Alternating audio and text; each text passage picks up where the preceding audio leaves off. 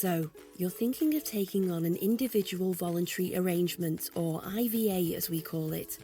There's lots of information out there about debt solutions, and this can be confusing, especially when you have money worries.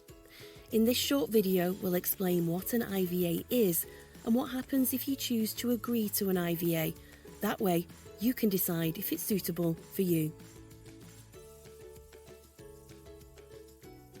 An IVA is one of a range of debt solutions available and may not be suitable if you have very low levels of debt, you can only afford a small payment each month, or your income is mainly made up of benefits.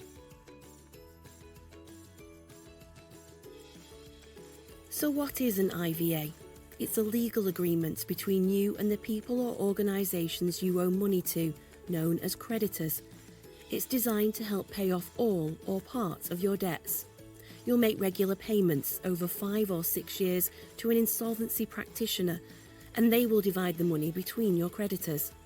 Any debts remaining at the end of the IVA term will be written off. Insolvency practitioners charge a fee. This is included in your monthly payments and is taken alongside the money given to your creditors. They must explain these fees before you agree to an IVA. If you go ahead with an IVA, then your insolvency practitioner will look at your income and outgoings. Together, you can work out what you can afford to pay each month. Your circumstances will be reviewed each year of your arrangement. If your circumstances change, such as a pay increase, an inheritance, or you are at risk of redundancy, you must inform your insolvency practitioner. If you don't, your IVA could be cancelled. When you agree to an IVA, what happens to the people or organisations asking you for money? The creditors included in your IVA will stop asking for payment, and they may contact you to send a latest account balance. Once you've made all your agreed payments, you'll receive a certificate of completion, and you will no longer owe any debts included in your IVA. What happens if you can no longer afford to make your IVA payments? You must inform your insolvency practitioner. They can help you find a solution, such as reducing the payments or taking a payment holiday.